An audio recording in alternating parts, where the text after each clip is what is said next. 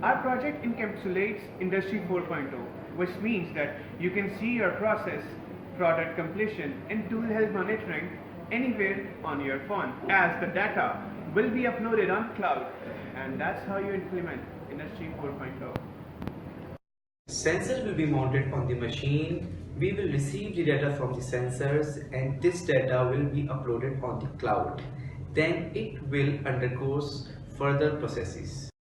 Data from the sensor will undergo filtration process. Now the refined data will undergo algorithmic process in order to achieve controllable optimized parameters.